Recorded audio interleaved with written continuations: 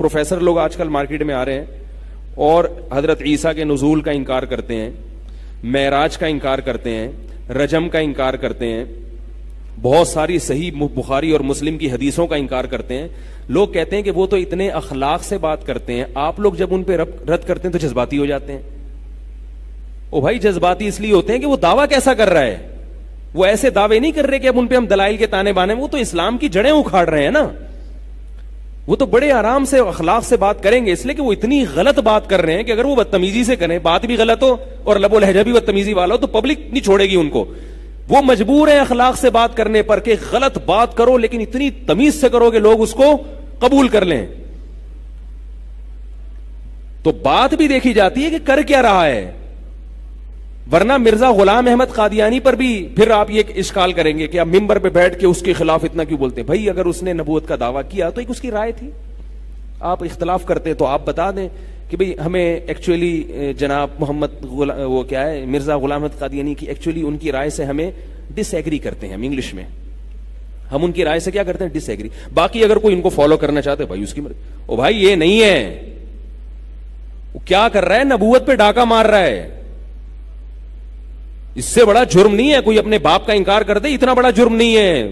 اللہ کے سفیر جن کو نبوت پہ اللہ نے اسٹیمپ لگا دی کہ بس اب ان کا سکہ چلے گا, قیامت تک کس کی نبوت چلے گی, محمد صلی اللہ علیہ وسلم کی, ان کی نبوت پہ ڈاکہ ڈال رہے ہیں اور آپ کہتے ہیں ایکچولی کوئی اختلاف رائے.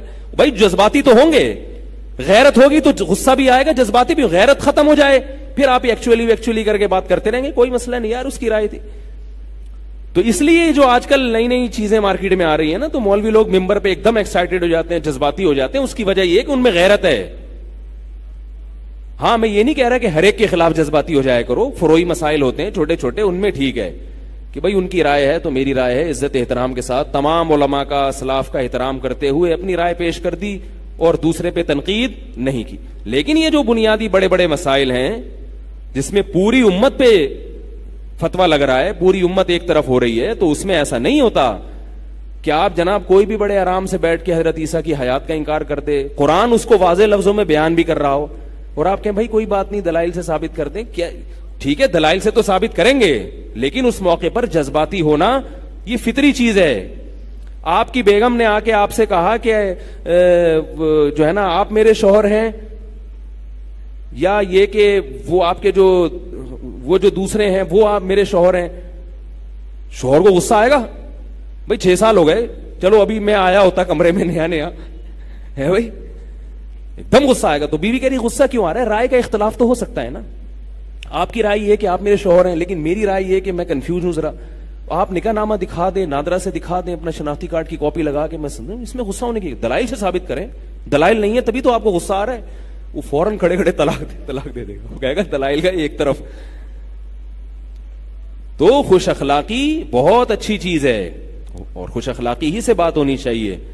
میں اس لیے کہہ رہا ہوں کہ بعض دفعہ جو علماء جذباتی ہو جاتے ہیں نا, تو لوگ پھر کمنٹس کرتے ہیں ابے ان کو تو بات کرنے کی تمیز نہیں, ابے ان کو تو یہ, تو بھائی وہ بات کیا کر رہا ہے, وہ تمہارے ایمان پہ ڈاکہ ڈال رہا ہے. وہ امت کے بہت جو اجماعی مسائل ہیں, باقی دین کی خدمت اللہ فاسق سے بھی لے لیتے ہیں. لوگ کہتے ہیں ان کے دینی کارنامے بھی تو بہت ہیں, تو ظاہر ہے جب وہ اتنے غلط کام کر رہے ہیں تو کچھ دین کے کارنامے بھی تو کریں گے نا. وہ ایسے تو مرزا غلام احمد قادیانی جو ہے, اس کے جو قادیانی مذہب کو جو فالو کرتے ہیں, تو ان کے جو مربی ہیں, جو ان کے جو بھی مذہبی رہنما ہیں, ان کے بیانات سن کے بھی لوگ زنا بھی چھوڑتے ہیں, پردہ بھی کرتے ہیں, کیونکہ مذہب کی جو بنیادی تعلیمات ہیں وہ تو یہی وہ بھی پیش کرتے ہیں جو ہم پیش کر رہے ہیں.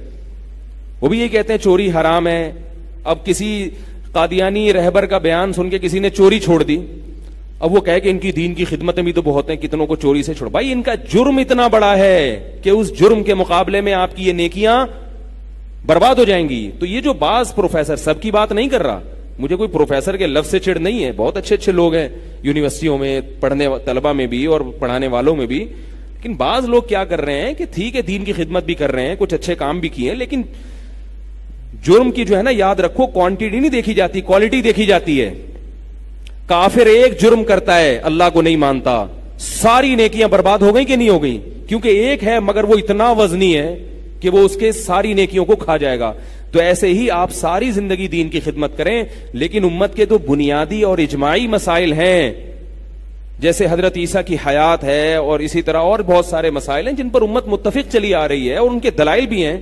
تو آپ جب ان کا انکار کریں گے تو آپ کی ساری نیکیوں کو وہ انکار کھا جائے گا اور بہت بڑی گمراہی کی اسٹیمپ آپ کے اوپر لگ جائے گی. تو اس میں پھر یہ مسائل دلیل نہیں دی جاتی کہ آپ کی دین کے لیے